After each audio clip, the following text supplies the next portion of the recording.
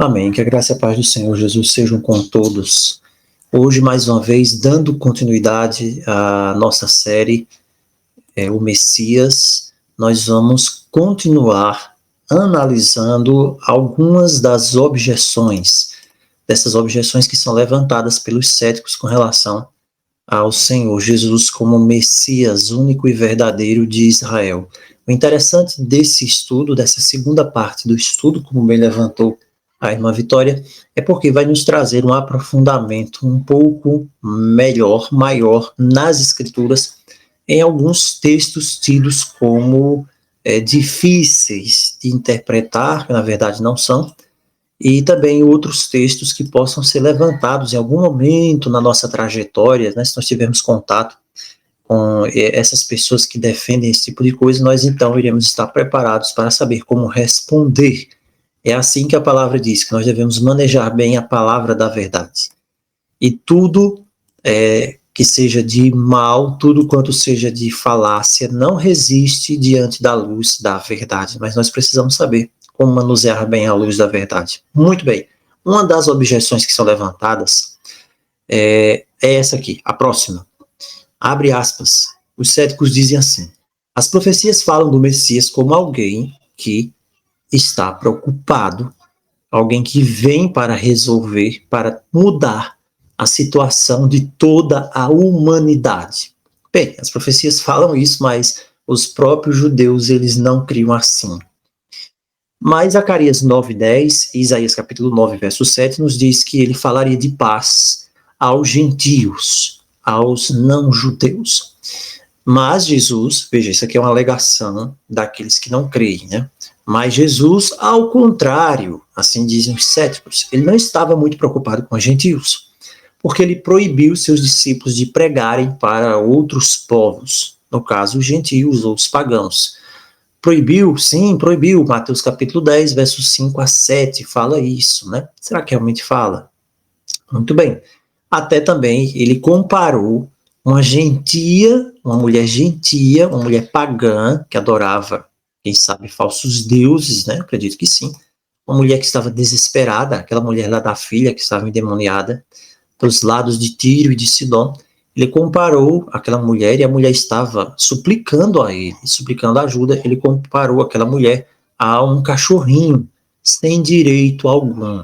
Bem, isso se encontra no texto de Mateus capítulo 15, versos 21 ao verso 26. Bem, será que realmente é assim? Será que Jesus chamou a mulher de cachorro quando ela vai até ele, né, e pede para que ele cure a filha dela? Será que o Senhor Jesus realmente proibiu os discípulos de pregar a mensagem aos não-judeus? Vamos analisar isso aqui por partes. Primeira parte, Jesus proibiu os discípulos de pregarem para outros povos, para os gentios? Será que é isso mesmo que está lá em Mateus 5, verso 7? Mateus 10, 5, 7 diz assim: Jesus enviou os 12 com as seguintes instruções: não se dirijam aos gentios, não entrem em cidade alguma dos samaritanos. Antes, dirijam-se às ovelhas perdidas da casa de Israel, porque onde for, preguem esta mensagem: o reino dos céus está próximo. Mateus capítulo 10, versos 5 ao 7. Qual o sentido desse texto realmente? Será que Jesus estava proibindo os discípulos de pregar aos gentios? Será que sim? Será que não? Bem, em primeiro lugar, como nós sabemos, o evangelho, a boa nova, é o poder de Deus para a salvação de todo aquele que crê. E Paulo diz primeiro do judeu, porque o evangelho chegou lá primeiro, não porque ele tenha necessariamente uma ordem de precedência, por nenhum tipo de ascendência, consanguinidade, não é isso? Filho de Abraão, primeiro é do judeu. Não, é simplesmente que chegou lá primeiro. Primeiro do judeu, depois do grego. Tá? Em Romanos 1, capítulo 1, verso 16 a 17. Porque no evangelho é revelada a justiça de Deus, uma justiça que do princípio ao fim é pela fé, e diz o justo, não diz o judeu viverá pela fé, diz o justo viverá pela fé. Então aqui em Romanos 1, 16, 17 diz que o evangelho é o poder de Deus para a salvação de todo aquele que crê, e a palavra também diz que não há distinção, Também em Hebreus 10:38, João 3:16, 1 João 5:12, se você quiser anotar, você vai ver que a Escritura vai dizer a mesma coisa. Todo aquele que crê no nome do Senhor Jesus será salvo. Não há distinção alguma de nascimento, de localização, de etnia, de cor da pele, de língua falada, de linguagem falada, sejam simples dialetos, seja um dialeto, uma linguagem universal, como era o latim, depois morreu, agora é o inglês. Não. A verdade que nós encontramos nos textos, em Mateus 10, 5, 7, é o seguinte: a missão original que foi dada neste contexto aqui de Jesus para os discípulos foi especificamente para os judeus. João capítulo 1, verso 11 diz que ele veio para o que era seu e os seus não receberam. Então imagina que você chega numa casa para cumprimentar alguém, você vai especificamente falar com aquela pessoa naquela casa. O seu primeiro compromisso na sua agenda é falar com aquela pessoa. Se o seu primeiro compromisso na agenda é falar com essa pessoa, você só pode falar com a outra pessoa depois que falar com aquela. É exatamente isso que acontece aqui. A posição oficial, na verdade, do povo escolhido foi rejeitá-lo como Messias e crucificaram. É somente ali depois da crucifixão e ressurreição que a missão dos discípulos agora alcança contornos universais, porque eles são mandados a todas as nações, para que se cumpram as profecias relacionadas aos gentios. Então, o que nós vemos aqui? O apóstolo Paulo, ele pode dizer, lá em Romanos, aos cristãos de Roma, que o evangelho era primeiro do judeu nesse sentido, como nós acabamos de falar, mas também do grego, porque a grande parte ali onde Paulo ia eram de comunidades gregas, não é verdade? Mas a Escritura fala que vai se completar a plenitude dos gentios, e aí nós estamos entrando nesse momento agora, e então haverá um Israel formado, um Israel espiritual formado. Então Jesus envia os discípulos, Mateus 10, 5 e 6, e ele diz: não vão pelo caminho dos gentios, não entrem em cidade de samaritanos, mas ide antes. Quando você diz ide antes, você está dizendo, primeiro você vai falar para essas ovelhas perdidas da casa de Israel, e depois você vai ter de pregar também para os gentios e para os samaritanos. Uma coisa também que fica claro é que ele se revela ao Messias para aquela mulher lá, do tanque lá, daquele poço de Jacó, e aquela mulher, ela não é uma judia, aquela mulher, ela é uma samaritana. Então é muito interessante perceber esses contextos em que o Senhor Jesus ele se manifesta, né? Ele se revela como Messias primeiro ali, depois de falar com Nicodemos para a mulher samaritana. Então ele não proibiu ninguém de pregar aos samaritanos nem aos pagãos, ele só destacou que os apóstolos deveriam primeiro ir pregar as ovelhas perdidas da casa de Israel, depois deveriam proclamar a mensagem ao mundo inteiro. Por isso que Mateus 28 diz: ide, ensinai todas as nações, batizando-as em meu nome. Esse é o texto correto. E aí já puxa outro assunto, né? Nós não vamos entrar nele agora. Ide pregar o evangelho a toda criatura. Então, não há distinção nenhuma mais. Existem pessoas hoje que procuram ainda criar certas barreiras distintivas. Existem pessoas hoje que ainda procuram impor certos tipos de práticas no meio daquelas pessoas que creem, para fazer com que as pessoas sejam levadas, né, a trazer, a assimilar certas práticas que, na verdade, vão levar para um processo de aculturação. Quem trabalha com o processo de aculturação é Babilônia. Você vê que quando Daniel é levado com seus amigos para Babilônia, existe um processo muito mais mortal do que a perseguição, do que ser jogado às feras, do que ser jogado no poço, como Jeremias foi, do que ser lançado no caldeirão de azeite fervendo, como João foi. Esse é o processo da aculturação. No processo da aculturação, a pessoa perde a sua noção, a sua essência, isso no processo espiritual. E a pessoa agora passa a ser implantada dentro de si uma nova mentalidade, é como se fosse uma lavagem cerebral que acontecesse. Nabucodonosor fez isso com grande parte daqueles judeus que foram levados lá para a Babilônia. Eram aos milhares. Somente quatro desses quatro amigos não permitiram que isso acontecesse. O processo de aculturação, ele, mesmo sendo nesse espectro espiritual, ele vai começar por elementos, quem sabe, bastante simples, como alimentação. Foi com a alimentação que se iniciou o processo de aculturação de Nabucodonosor, com os jovens que foram para a Babilônia. Com Sadraque, Mesaque e Abednego não deu certo. E nós sabemos, né? Nós sabemos que não deu certo. Então, veja, esse é o ponto aqui. Não existe mais, não é necessário esse processo de aculturação, é necessário o processo de conversão. Conversão. E também, e vem outro ponto aqui, quando Jesus diz, vão primeiro pregar o evangelho às ovelhas perdidas da casa de Israel, é porque é preciso que se cumpra a profecia de Daniel, quando diz, 70 semanas estão determinadas estão cortadas exclusivamente para o teu povo. Nós temos então 490 anos. E aqui já entra mais uma confusão nessa última semana, que tem gente pendurando essa última semana até hoje. Então você tem aqui 483 anos, você tem mais 7 anos, e quando Jesus começa dizendo, arrependei-vos, crede no evangelho, o tempo está cumprido. Quando ele inicia, né, você vê que lá em Marcos, Lucas, ele diz, o tempo está cumprido. Que tempo é esse? É o tempo da profecia de Daniel. Chegou o momento, o tempo está cumprido. É por isso que Lucas, capítulo 4, vai fazer uma menção lá, do momento que João Batista inicia. E ele começa a dar detalhes. Lucas é, como nós já vimos, um historiador muito fiel. Lucas é um historiador fidedigno, fidelíssimo.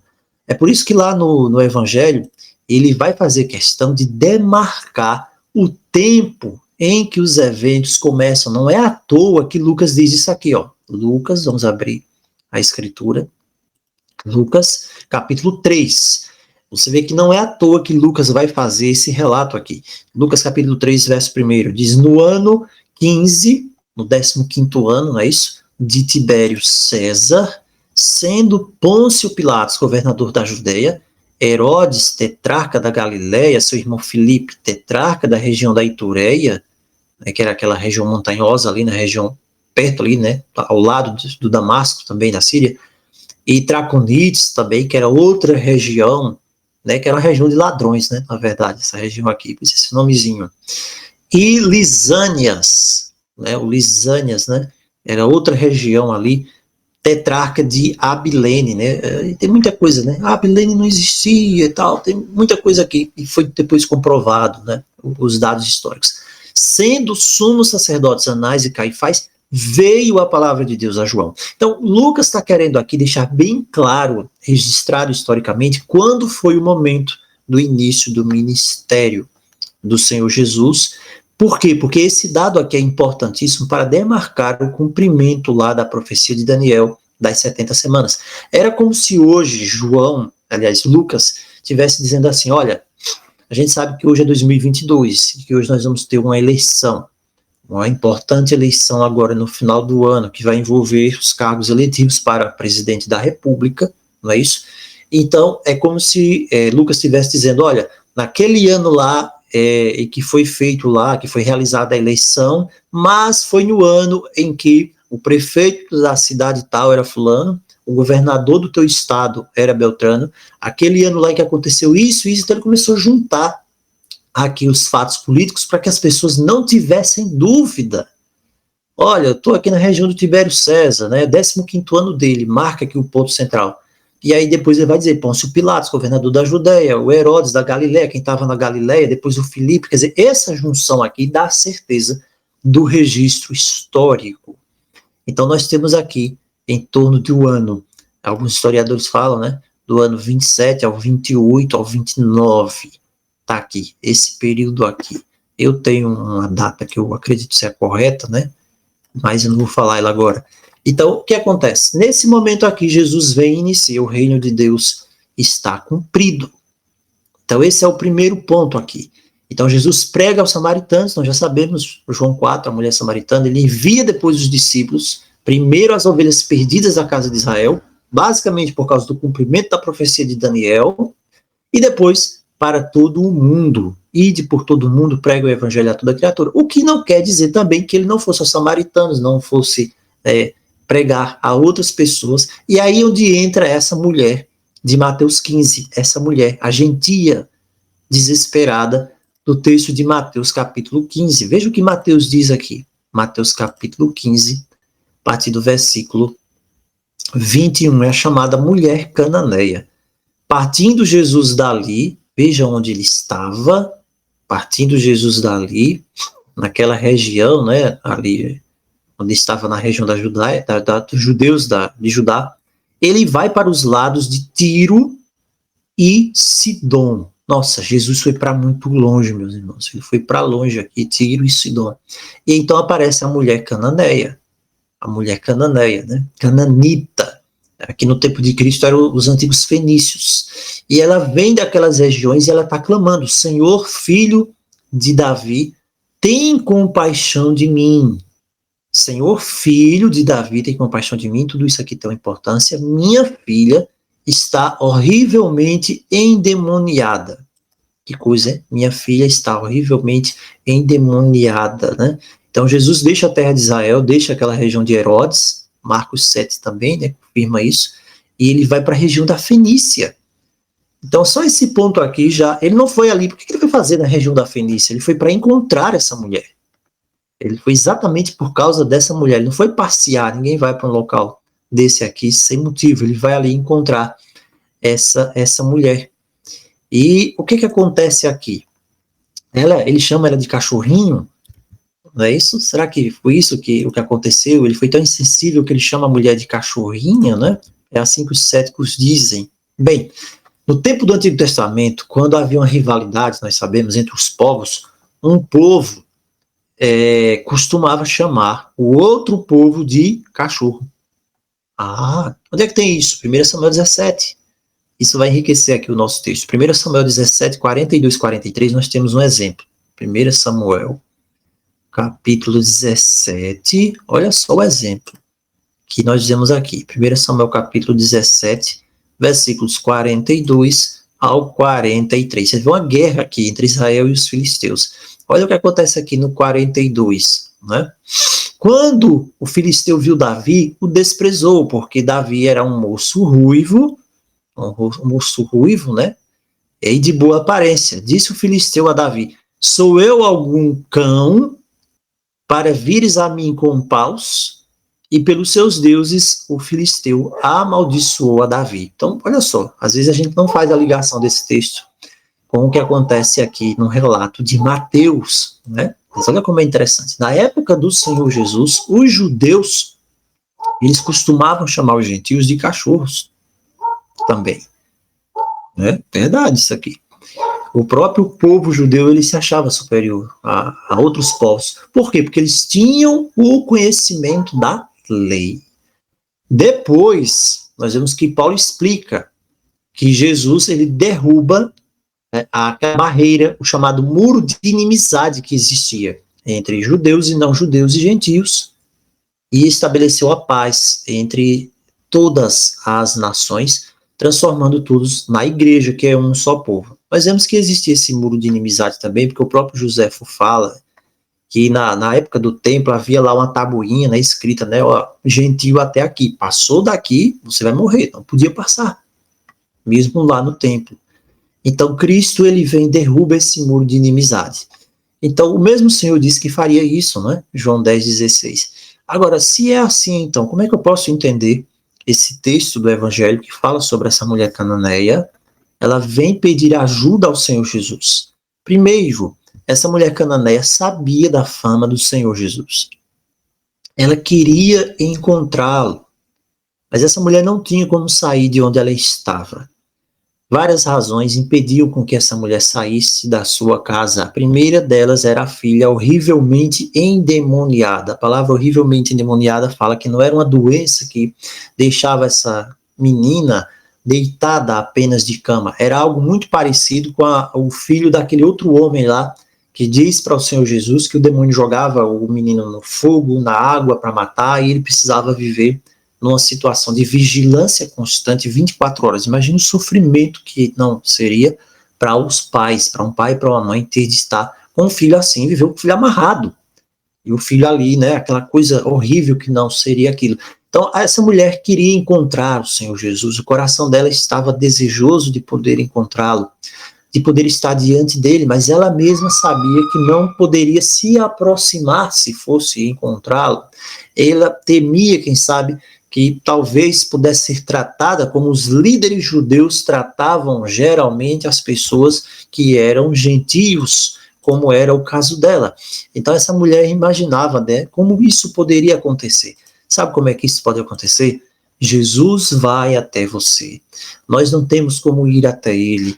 Nós não temos condições de estar onde ele está, mas ele vem ao nosso encontro. Ele ouve o clamor escondido dos outros, as lágrimas que nós choramos, a tristeza do nosso coração. Os outros podem não ouvir. O seu esposo, a sua esposa pode não perceber, os seus pais, os seus amigos, ninguém sabe, mas o Senhor, ele vê. O Senhor Jesus, ele está ali do lado, ele conhece o clamor do coração. E ele sabia do clamor sincero do coração dessa mulher cananita. Ela ouviu falar de alguém que andava pela Judéia e pela Galiléia e que curava os cegos, que ressuscitava os mortos, que purificava os leprosos. E o Espírito de Deus então tocou no coração dela, dizendo: isso pode ser para você. Ela já tinha procurado cura em todas as partes, nas divindades, nos ritos mais, quem sabe, degradantes que existia ali entre os cananitas. Nada deu certo e ela perdeu toda a esperança. Mas quando ela ouviu falar daquele que andava sobre as águas, daquele que purificava os leprosos e curava os cegos, o coração dela acendeu a esperança. E essa mulher, então, ficou com aquela esperança recolhida: como eu posso me encontrar com ele? Como eu posso levar minha filha para ele? A minha filha está aqui. A minha filha, quem sabe, está amarrada, deveria viver amarrada ali na cama, horrivelmente endemoniada. Não há nada, nenhum clamor, nenhuma tristeza, nenhum gemido que o Senhor Jesus não ouça, que não perceba, não atente. Por isso, do nada, sem motivo algum, ele deixou a Judéia e começou a andar rumo para as regiões de Tiro e Sidom. Eu imagino como ele disse isso para os discípulos naquele dia: vamos ali, quem sabe? E os discípulos: Senhor, vamos para onde? Nós vamos ali. E eles foram com o Senhor Jesus e cada vez mais se afastaram, se afastaram, se afastaram, e perceberam que estavam entrando numa região dos cananitas, numa região dos povos pagãos, e começaram a não entender por que Jesus estava entrando ali. O próprio pro judeu, o próprio local em si já era como se fosse uma coisa pegajosa, pecaminosa estar ali no meio daquelas pessoas. E os discípulos também de Cristo, eles sentiam isso, eles nutriam isso também. E olhar para aquelas pessoas e vê-las como cachorros. Mas Cristo está entrando ali e ele está decidido. Ele sabe exatamente onde está aquela mulher, ele sabe exatamente que o coração dela clamou durante muito tempo e agora ele vai ao encontro dela. Olha como o Senhor Jesus, ele é maravilhoso. E ele vai ao encontro dela. A palavra diz que ele foi para aquele lugar para encontrá-la. Era comum, né? Como nós sabemos, repetindo mais uma vez, os judeus consideravam um gentio como um vira-lata, ou pior, como um cachorro selvagem, né? Mas não foi essa a palavra que Jesus usou, né? Do grego aqui, kauo, ele não falou isso. Kauo significava isso, um vira-lata. Ele usou a palavra cachorrinho, que é kunarion, quando ele fala com a mulher.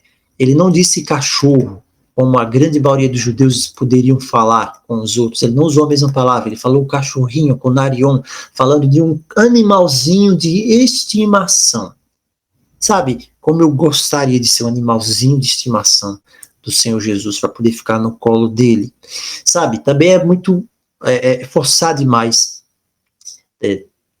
querer comparar essa mãe desesperada a um animal em si, né? Claro que não é, nós não podemos fazer isso, tirar a dignidade do ser humano.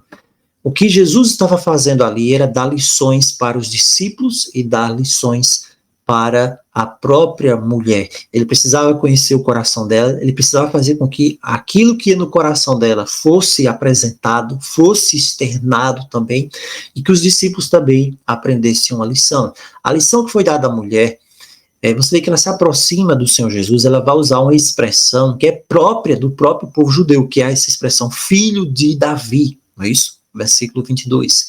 Ela se aproxima do Senhor Jesus e diz, filho de Davi. Filho de Davi, veja, ela era uma gentia, ela não poderia sequer ter feito isso.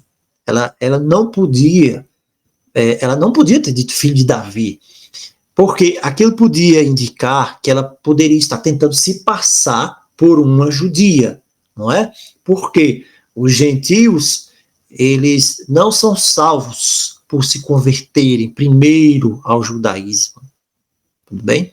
Não era isso que essa mulher precisava. Quando ela age dessa forma, na verdade, você vê que Jesus permanece calado. Olha que lição tremenda. Que lição tremenda. Jesus não vai te ouvir se você usar um termo judaico para falar com ele. Você não vai alcançar um lugar melhor no céu se você falar uma palavra hebraicizada para falar com ele. Se você falar shalom, tire isso da sua cabeça. Tem muita gente com isso na mente hoje sendo enganado por uma coisa tão simples. Ela diz, filho de Davi, ele não responde. Ele não responde, sabe por quê? Porque não é isso que ela precisava. Ela não precisava ser convertida para o judaísmo, aprender as palavras que os judeus falavam. Não era isso que ia salvar a vida dela, nem da filha dela. Quando ela age assim, Jesus fica calado. E os discípulos ficam incomodados com a situação. Claro, não, ela está usando um termo que o nosso povo usa, mas ela não é do nosso povo. Se livra dela, Senhor. Se livra dessa mulher, manda essa mulher embora. E aí, Jesus dá uma lição agora, né? Ele diz assim, peraí, eu não fui enviado. Eu fui enviado apenas às ovelhas perdidas da casa de Israel. E os discípulos devem ter ficado tão satisfeitos quando ouviram essa palavra, né? Oh, coisa maravilhosa. Tá vendo aí? Gentia, você é gentia, você é um cão, né? Você é pior do que qualquer coisa. Vai para lá, sai de perto para não contaminar o mestre. Eles devem ter ficado muito felizes com isso aqui. Mas nesse momento, exatamente nesse momento, a mulher muda a atitude, ela cai de joelhos e diz apenas, Senhor, Senhor, verso 25.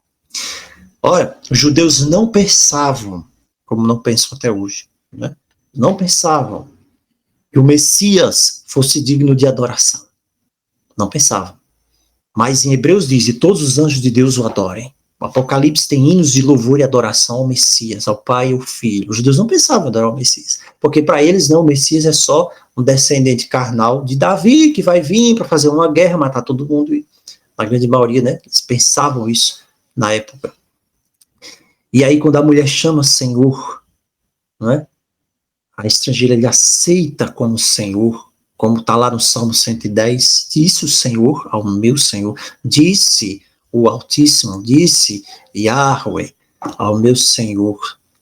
Aí Jesus dirige a palavra, aí ele diz, não é certo, você sabe, né? Você entende isso? Não é certo tirar o pão dos filhos e lançá-lo aos cachorrinhos, versículo 26. Olha só que coisa, não é certo, né? Não é correto isso? A resposta dela, da mulher nesse momento aqui, foi uma resposta inesperada. Será que eu daria essa mesma resposta? Será que você daria essa mesma resposta para o Senhor Jesus? Ela disse, sim, Senhor, sim, eu aceito o que o Senhor disser, mas até mesmo os cachorrinhos, eles podem comer uma migalhazinha que caia da mesa dos seus donos. Ela aceitou ser comparada ali ao animalzinho de estimação. Jesus não usou a palavra que era utilizado normalmente, né? Mas ela aceitou o fato de que o Messias veio para os seus, ela aceitou o fato de que não era digna, porque ela estava fora da verdade da palavra de Deus, e ela se humilha, e ela implora e diz, sim, eu aceito, mas eu quero comer das migalhas. Existe alguma migalha para mim? É por isso que na palavra o Senhor diz, eu habito no alto e santo lugar, mas eu também habito com o humilde, com o contrito. Ela sabia que apenas as migalhas do poder do Messias, do Senhor, já seriam capazes, mais do que suficientes, uma palavra simples que fosse, um pensamento para libertar a sua filha dos poderes das trevas, dos demônios que lá no meio da crença dela errada, pagã, não era capaz de fazer. E aí o Senhor Jesus então diz: mulher, grande é a tua fé, seja conforme você disse, você crê, e no mesmo instante a filha da mulher foi curada. Sabe, o Senhor Jesus não olhou para aquela mulher, naquele momento, como uma gentia, como uma pagã, como uma imunda, como uma mulher cheia de defeitos, como uma mulher que precisava se judaizar primeiro, que precisava aprender a falar shalom, que precisava aprender a falar leve no lugar de coração. Jesus não olhou para isso. Ele olhou para ela como uma pessoa necessitada e que cria que ele podia transformar a vida dela. Ele olhou para ela pela fé e ele atendeu o pedido dela. Ele mostrou para ela, ele ignorou primeiro o clamor dela, porque ele estava dando a lição para ela. Diz: olha, você não precisa crer, não é isso? Você está esperando, né? Olha só, eu estou ignorando o seu clamor, porque se você esperar isso, se crer em mim, né, como apenas o Senhor dos judeus, não é isso que eu quero. Eu vim para te resgatar também. Eu vim para te resgatar. Eu vim para te mostrar que o Filho de Deus, eu vim até aqui, porque eu ouço o teu clamor também, eu estou disponível onde quer que alguém clame pelo meu nome. A lição dada aos discípulos também é interessante, porque os discípulos eles tinham uma mentalidade exclusivista. Mesmo andando ao lado do Senhor Jesus durante 3 anos e meio, eles queriam que Jesus se livrasse logo dela. Eles não compreendiam que ele veio buscar e salvar o perdido. O perdido. O Senhor Jesus nunca desprezou o estrangeiro nenhum. Pelo contrário, você vai ver nos evangelhos ele falando com a samaritana, ele falando com a prostituta, quando ninguém dava o devido valor a ela. É impressionante isso. Um dos argumentos que derrotam os céticos é quando eles falam, né, Jesus não ressuscitou. Jesus não ressuscitou. Nós temos provas que Jesus ressuscitou. Olha, se você fosse criar uma história, se você fosse inventar uma história de que alguém ressuscitou ao 3º dia, tem muitos outros pontos para serem levantados. Nós não chegamos ainda nesse, mas veio na mente agora. Se você fosse levantar uma história, querer espalhar uma história para que as pessoas acreditassem, não, tem de acreditar que ele ressuscitou. Fosse uma falácia, né? Você jamais iria começar uma história dizendo que ele, a pessoa que ressuscitou, apareceu primeiro para uma mulher. Jamais, na época de Jesus. Se dizer que ele apareceu para o sumo sacerdote, aí o pessoal ia crer, porque o sumo sacerdote era responsável, apareceu para fulano, para Nicodemos, não. Mas Jesus aparece justamente para as mulheres. Ninguém dava valor para a palavra de uma mulher, mas Jesus aparece justamente para as mulheres. Vê quando ela fala para Pedro, nem Pedro acredita. Então, ele vem para quebrar todos esses estigmas, só que Jesus não é feminista, né? Também tem isso. Então, o Senhor vem e fala com a mulher samaritana, fala com a prostituta, ninguém dá valor para elas. Os judeus não falavam com os samaritanos. Ele cura o empregado lá do rapaz, do centurião romano, e diz: você tem mais fé do que Israel. Você tem mais fé do que Israel. Ele cura os 10 leprosos na divisa lá da Samaria, da Galiléia, e quem volta é o estrangeiro. Quem volta é o estrangeiro para agradecer. E Jesus diz: olha, só tem esse aqui que voltou para agradecer, cadê os outros? Ai, irmãos, o coração do Senhor Jesus, ele está tão disposto a nos ouvir. Ele pregou em Tiro e Sidom e ele andou, nossa, muito, só para encontrar essa mulher. Só por isso. Aí, um tempo depois, Pedro entende que Deus ama. E lá em Atos capítulo 10, no caso de Cornélio, ele diz: reconheço que Deus não faz acepção de pessoas. Eu preciso o Espírito cair lá em Cornélio ser batizado com o Espírito, mesmo sem ter sido batizado nas águas antes. Ele diz: olha, onde quer que você estiver, se você faz a vontade dele, ele vai te aceitar. E aí Paulo também diz: Deus é apenas dos judeus, ele também não é dos gentios? Sim, de todo aquele que crê que é um só Deus, ele vai justificar em todo lugar. E ele vai criar essa conexão, vamos dizer assim, espiritual. Onde quer que você clamar pelo nome dele, ele vai estar disposto para te ouvir. Então Deus é Deus de qualquer um, Senhor, para oferecer salvação para todos.